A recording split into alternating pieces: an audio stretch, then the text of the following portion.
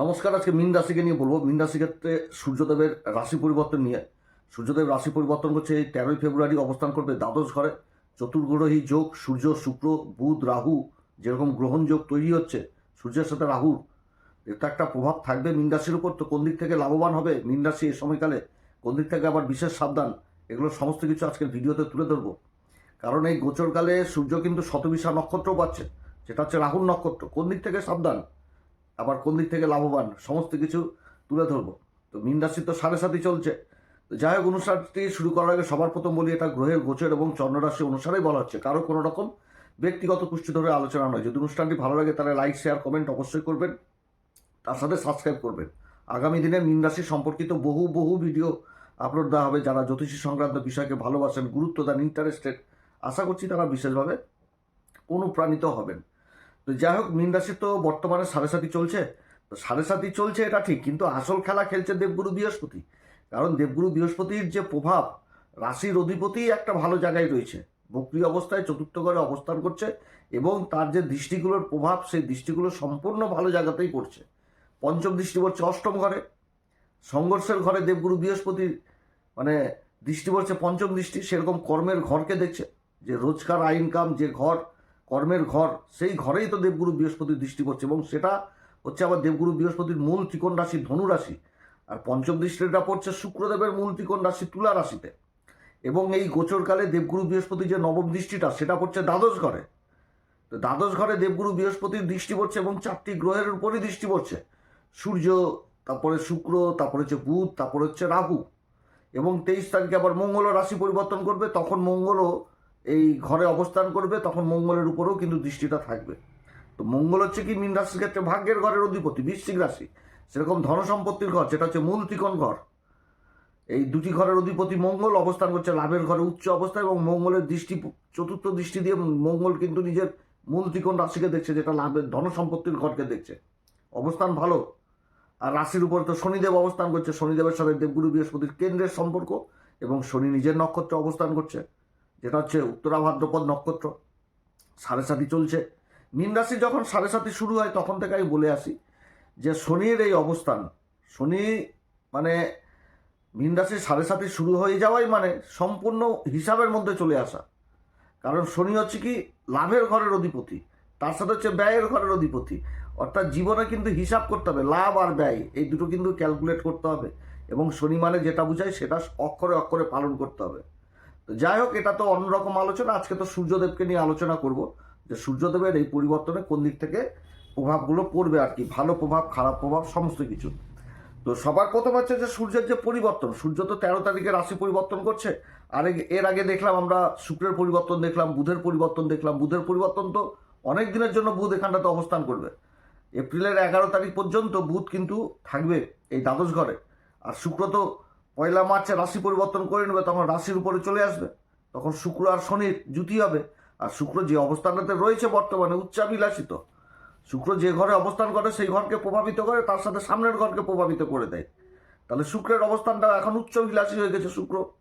আর পিছনে রয়েছে মঙ্গল, 23 তারিখে চলে আসবে মঙ্গল, কিন্তু মঙ্গল তো আবার উচ্চ অবস্থায় রয়েছে, লাভের ঘরে অবস্থান করছে মঙ্গল। এই অবস্থানটা তো খুবই ভালো অবস্থান মীন রাশির ক্ষেত্রে। তো সূর্য যে মুহূর্তে রাশি পরিবর্তন করছে, সেই মুহূর্তেই থাকবে হচ্ছে ধনিষ্ঠা নক্ষত্রে, মঙ্গলের নক্ষত্রে সূর্য অবস্থান করবে। তো দ্বাদশ ঘরে এতগুলো গ্রহের অবস্থান, আর সূর্য ষষ্ঠ ঘরের অধিপতি গোচরে নিজের ঘরকে দেখবে। আর মঙ্গলের নক্ষত্রে অবস্থান, রাজার অবস্থান হচ্ছে সেনাপতির নক্ষত্রে, এবং দেবগুরু বৃহস্পতি দ্বারা দৃষ্ট। তাহলে এখানটাতে কি জিনিস বুঝাচ্ছে, এখানটাতে মেন জিনিসটাই বুঝাচ্ছে যে যে কাজগুলো হবে সেটা নিয়ম মাফিক হবে। কারণ গুরু দিবে জ্ঞান, গুরুর দৃষ্টি থাকছে চতুর্থ ঘরে, চতুর্থ ঘর যেটা মোক্ষ ত্রিকোণ ঘর, আধ্যাত্মিক, এখান থেকে বুঝাচ্ছে। অষ্টম ঘরে দেবগুরু বৃহস্পতির দৃষ্টি থাকছে, সেরকম থাকছে একদম দ্বাদশ ঘরে। তো এই যে ত্রিকোণটা, এই ত্রিকোণটা তো হয়ে গেছে মোক্ষ ত্রিকোণের। তো দেবগুরু বৃহস্পতির যে দৃষ্টিটা, এই যে সূর্যের উপরে থাকছে, রাজার উপর দৃষ্টি থাকছে। তো সবার প্রথমে গুরু দিবে জ্ঞান, আর সেই জ্ঞানের পালন করবে রাজা, যেটা করাবে হচ্ছে মঙ্গলকে দিয়ে। আর হিসাব টিসাব রাখবে শনি, আর লাভ নিয়ে আসবে লক্ষ্মীনারায়ণ যোগ। একাধিক উপায়ে ইনকাম থাকছে। তবে কি বিদেশ সংক্রান্ত হওয়ার বিশেষ কিন্তু এই সময়কালে সুযোগ থাকছে, যে বিদেশ সংক্রান্ত কাজ, যে বিদেশি যোগাযোগ, অনলাইন ব্যবসা, অনলাইন কাজ, ইম্পোর্ট এক্সপোর্টের কাজ, এগুলো যথেষ্ট ভালো হবে। যারা বিদেশে গেছেন, কোনো সমস্যায় পড়েছেন, কোনো সরকারি সমস্যায় পড়ে গেছেন, অনেকেই রয়েছেন, সেই কাজগুলো দ্রুত হবে। গ্রিন কার্ড ভিসাজনিত সমস্যা এগুলো দ্রুত হবে। কিংবা ইম্পোর্ট এক্সপোর্টের কাজের সাথে যুক্ত যারা রয়েছেন তাদের দিকটা যথেষ্ট উঠে আসছে। সরকারি বেসরকারি কাজের সাথে যারা যুক্ত রয়েছেন বা কোনো বেসরকারি প্রজেক্ট লাভের চেষ্টায় রয়েছেন, সেই কাজগুলো যথেষ্ট ভালো হবে। এখানেতে লাভ আসবে, ইনভেস্টের মাধ্যমেও লাভ আসবে। অনেক রকম কাজ রয়েছে যেগুলোতে ইনভেস্ট করতে হয়, সেই কাজগুলোতেও যথেষ্ট লাভ। বিদেশি কোনো সংস্থায় ইনভেস্ট করে দেওয়া সেই জিনিসগুলোও কিন্তু বুঝাচ্ছে এই গোচরকালে এই ধনিষ্ঠা নক্ষত্রে। কারণ ধনিষ্ঠা নক্ষত্রের অধিপতি মঙ্গল হচ্ছে ভাগ্যের ঘরের অধিপতি, লাভের ঘরে উচ্চ অবস্থায় অবস্থান করছে, আর তারই নক্ষত্রে সূর্য অবস্থান করছে। তো অনেকদিন ধরে হয়তো কোনো কোর্ট কেস মোকদ্দমায় ঝুলছিল, এমন কোনো কাজ যেখানটাতে কোনো অর্থ আটকে ছিল, সেই অর্থের জায়গাটা, রাস্তাটা পরিষ্কার ক্লিন হয়ে যাওয়া, আর্থিক দিকটা মজবুত হয়ে যাওয়া। যেমন কোনো বিষয় হয়তো কোনো কেস কাবারি চলছিল যেটা হয়তো বিদেশেই চলছিল, কোনো বিদেশি কোম্পানির উপরেই চলছিল, তো সেই জিনিসগুলো বুঝাচ্ছে কিন্তু।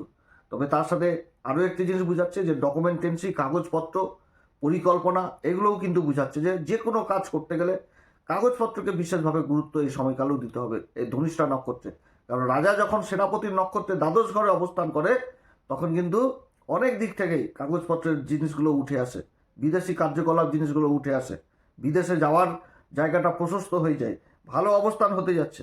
সরকারি কোনো সংস্থা এবং দ্বাদশ ঘর থেকে তো আবার মানে মেডিকেল জিনিসটাকেও দেখায়। তো হাসপাতাল জনিত বহু রকম কাজ, কারণ মঙ্গল রক্ত, অর্থাৎ এই সময়কালে কোনো মানে বড় বড় সার্জেন হয়তো বিদেশে কোনো ডাক্তারিতে চান্স পেয়ে গেল, বা যারা ডাক্তারি নিয়ে পড়াশোনা করছেন, মেডিকেলে রয়েছেন, তাদের বিদেশ যাওয়ার স্বপ্ন পূরণ হচ্ছে, শিক্ষার জায়গাটা উঠে আসছে। কারণ দেবগুরু বৃহস্পতি যে অবস্থান করছে চতুর্থ ঘর, এটা তো কলেজ শিক্ষা। অষ্টম ঘরে দৃষ্টি থাকছে, সেটা হচ্ছে গভীর রিসার্চ। এবং দ্বাদশ ঘরে দৃষ্টি থাকছে বিদেশ যাত্রা, তার সাথে সূর্য হচ্ছে কি ষষ্ঠ ঘরের অধিপতি, তো অসুখ বিসুখ, তাহলে মেডিকেল জিনিসটাও উঠে আসছে, মেডিকেলের দিক থেকে বিশেষভাবে উন্নতি, শিক্ষার জায়গাটা। এবার রাহু মাঝখানে ঢুকে গেছে, তাহলে বিদেশ যাত্রা হচ্ছে। রাহু জিনিসটা থেকে আবার সফটওয়্যার বিদ্যা, এগুলোও জিনিস উঠে আসছে। সফটওয়্যার বিদ্যা, টেকনিক্যাল জিনিস, অনলাইন কাজ, অনলাইন প্রযুক্তি বিজ্ঞান, গবেষণা, রিসার্চ, এগুলোও কিন্তু উঠে আসছে। অর্থাৎ শিক্ষাও যেরকম উঠে আসছে, সেরকম ব্যবসা বাণিজ্যের জায়গাটাও যথেষ্ট ভালো উঠে আসছে এই ধনিষ্ঠা নক্ষত্রে। আবার ধনিষ্ঠা নক্ষত্রে এই যে লক্ষ্মীনারায়ণ যোগ তৈরি হয়ে গেছে এই দ্বাদশ ঘরে, তো যারা আবার ওই সোশ্যাল মিডিয়াতে অ্যাক্টিভ রয়েছেন, যারা সোশ্যাল মিডিয়াতে অ্যাক্টিভ রয়েছেন, নৃত্য, সঙ্গীত, চিত্র, এই সমস্ত কাজের সাথে যারা যুক্ত রয়েছেন, তাদের কোনো বিদেশি কোনো হয়তো পারফরম্যান্স বা এইগুলো কাজের সাথে, যারা সিনেমা জগৎ হোক বা পর্দার আড়ালে কাজকর্ম করছেন, তাদের জন্যও ভালো একটা সময় এই সময়কাল উঠেছে। কর্মসূত্রে বিদেশ যাত্রা, সেখান থেকে আর্থিক লাভ উঠে আসা, সোশ্যাল মিডিয়াতে যারা অ্যাক্টিভ রয়েছেন সেদিক থেকে যথেষ্ট ভালো। যারা কোর্ট কেস মোকদ্দমায় ঝুলছেন, সেইখানটাতে বিজয় হাসিল হয়ে যাওয়া, এটাও কিন্তু বুঝাচ্ছে ধনিষ্ঠা নক্ষত্রে। তবে ধনিষ্ঠা নক্ষত্রে যখন রাজা অবস্থান করছে, এটাও কিন্তু বুঝাচ্ছে এই সময়কালে এই মীন রাশিকে যে কোনো কাজ করতে গেলে পরিকল্পনা মাফিকই কাজ করতে হবে, লেখালেখি করে কাজ করতে হবে। কারণ রাজা সেনাপতির নক্ষত্রে যখন অবস্থান করে, তখন কিন্তু ওই হুকুমদারি একটা জিনিস থাকে, যে যেটা হবে সেটা পাই টু পাই। কারণ মেনটেনেন্স জিনিসটা, এটাকে কিন্তু বুঝায়। তো রাজা মেনটেন্স করবে কিভাবে, লেখা লিখে দিবে, তারপরে তো সেনাপতি সেই লেখামাফিক কাজ হবে। তো সেই জিনিসটাই, অর্থাৎ এই সময়কালে পরিকল্পনা নিয়ে কাজ করতে হবে, তাহলে যথেষ্ট সাকসেস পাওয়া যাবে।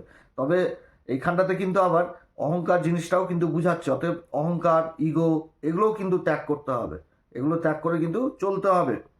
এরপরে যখন চলে আসবে হচ্ছে ওই 13 তারিখ, 18 তারিখ থেকে একদম মার্চ মাসের 4 তারিখ পর্যন্ত থাকবে হচ্ছে রাহুর নক্ষত্রে। রাহুর নক্ষত্রে যখন থাকবে, তখন কি হবে, তো রাহুর সাথে তো সূর্যের সম্পর্ক তো অন্যরকম, গ্রহণ লাগিয়ে দিবে, দুশ্চিন্তা করে দিবে। তো শরীর স্বাস্থ্যের দিকে যথেষ্ট খেয়াল রাখবে। তবে দেবগুরু বৃহস্পতির আশীর্বাদ থাকছে, নবম দৃষ্টি থাকছে, তো গোপন শত্রুর হাত থেকেও কিন্তু এই সময়কালে রক্ষা পাবে, যেহেতু গুরুর দৃষ্টি থাকছে। এবং যেটা ক্ষতি হওয়ার একটা প্রবল সম্ভাবনা থাকছে, দ্বাদশ ঘর। দ্বাদশ ঘর কি ব্যয়ের ঘর, জেল যাত্রার ঘর, রাজা অবস্থান, যে একটা যে সমস্যা হওয়ার যে প্রভাব থাকবে, সেটা গুরুর আশীর্বাদে কাটবে, অনেকটাই কেটে যাবে। কারণ গুরুর এখানটাতে একটা প্রভাব থাকবে, যে একটা ভুল ডিসিশন নিতে নিতে বেঁচে গেলাম, বা একটা কিছু অঘটন ঘটতে ঘটতে সেই অঘটন থেকে বেঁচে আসা, ফিরে আসা, সেই জিনিসগুলো কিন্তু এই গুরুর আশীর্বাদে কাটবে। খুবই ভালো অবস্থান। এবং এই সময়কালে মানে কোনো গোপন মানে শতবিশা নক্ষত্রে থাকা মানে কি হচ্ছে, যেখানটাতে নেশা জিনিসটাকে উঠে আসছে। শুক্র দ্বাদশ ঘরে ভোগবিলাসিতার যত জিনিসটা উঠাবে, শুক্র আর রাহু, আর সূর্য রাজা সেই ভোগটা ভোগ করবে রাজা। তো বদনেশা বদ অভ্যাস এগুলোও কিন্তু ঠিক থেকে কিন্তু দূরে থাকতে হবে এই সময়কালে। যে ভোগের প্রতি আকর্ষণ, শয্যা সুখ, এগুলো ব্যভিচার থেকে কিন্তু দূরে থাকতে হবে। গোপন সম্পর্ক যারা জড়িত রয়েছেন সেদিক থেকে কিন্তু মানে সাবধান, কারণ শুক্রের মানে প্রভাবটা থাকবে। তবে সব থেকে বড় জিনিসটা হচ্ছে যে দেবগুরু বৃহস্পতির কৃপা থাকছে। দেবগুরু বৃহস্পতির পঞ্চম দৃষ্টিই থাকছে অষ্টম ঘরে, যেটা হচ্ছে শুক্রের মূল ত্রিকোণ রাশি তুলা রাশি।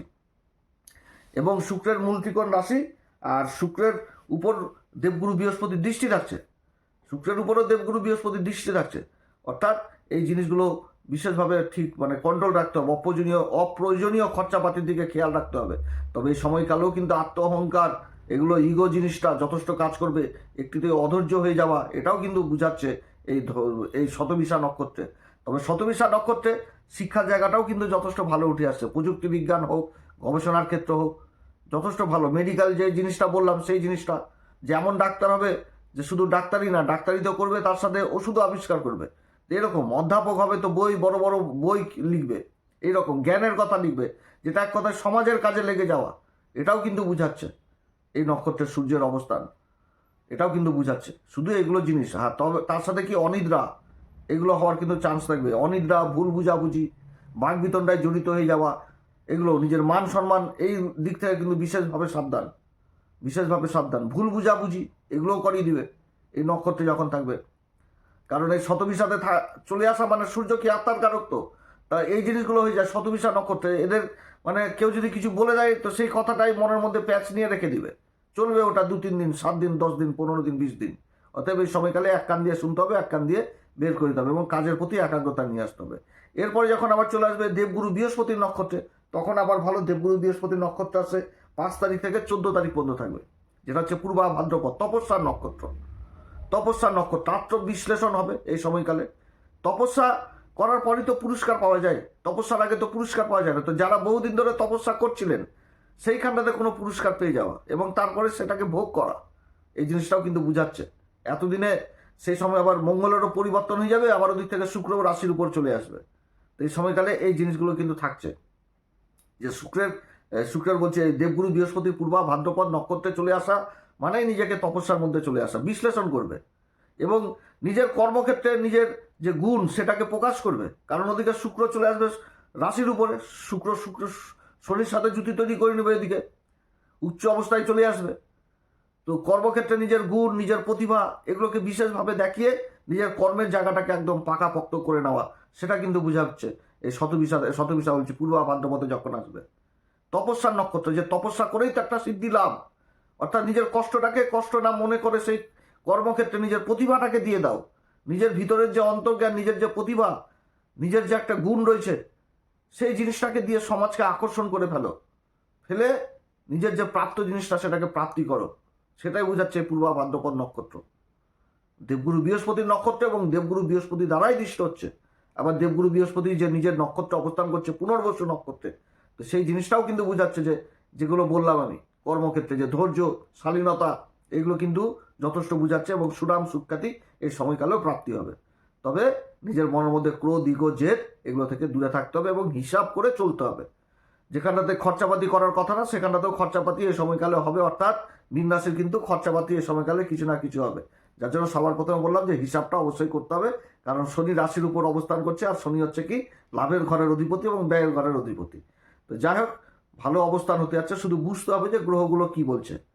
তো যাই হোক, আপনারা এই সময়কালে অবশ্যই হনুমান চল্লিশা, বজ্রংবাণ, শ্রীরাম সীতার প্রণাম মন্ত্র সহকারে পাঠ করবেন, সূর্যদেবকে অর্ঘ্য দিবেন, পিতামাতার আশীর্বাদ নেবেন, এগুলো করবেন। যারা গুরুর দীক্ষা নেননি অবশ্যই গুরুর দীক্ষা নেবেন, কারণ গুরু বিশেষ প্রভাব দিবে এই সময়কালে মীন রাশির ক্ষেত্রে।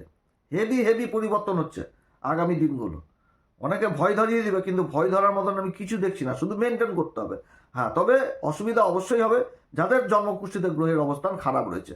যে আপনার এমন কোন নক্ষত্রে রয়েছেন সেই নক্ষত্রের উপাচারই জানেন না, যে কি এমন উপাচার রয়েছে যে উপাচারগুলো করলে হয়তো জীবনে অনেক দূর এগিয়ে যাওয়া যায়, সেই উপাচারগুলো ভালো একমাত্র জ্যোতিষী বলতে হবে। পাথর পরে নিলাম হয়ে গেল সেটা না, তাহলে সবাই পাথর পরতো, আর আগেকার দিনে যেগুলো ছিল যাগ যজ্ঞ হওয়ান, এগুলো তাহলে আর হতো না, আহুতি দেওয়া এগুলো হতো না। যেমন কি গাছ রয়েছে, এমন কোন ফুল রয়েছে যে ফুলে বলে না যে এই ফুলে এই ভগবান তুষ্ট হয়, তো সেরকম কিন্তু উপাচার। তো এমন কোন নক্ষত্রের জন্ম, সেই নক্ষত্রের কি উপাচার রয়েছে, ওটা ভালো জ্যোতিষী বলতে হয়। যার জন্য যাদের জন্মকুষ্ঠিতে গ্রহের অবস্থান খারাপ রয়েছে অবশ্যই ভালো জ্যোতিষীয় পরামর্শ দিবেন। আপনারা সবাই ভালো থাকেন। তবে হনুমান চল্লিশা বজরংবাণ অবশ্যই পাঠ করবেন। 7.5 চলছে, উত্তরা ভাদ্রপদ নক্ষত্রে শনি রয়েছে, ম্যাথামেটিক্স, অঙ্ক, হিসাব, পাই টু পাই হিসাব করে চলবেন। তো যাই হোক, অনেক কথা আলোচনা করলাম। এরপরে আবার আসবে একটি নতুন পর্ব নিয়ে। নমস্কার, ধন্যবাদ।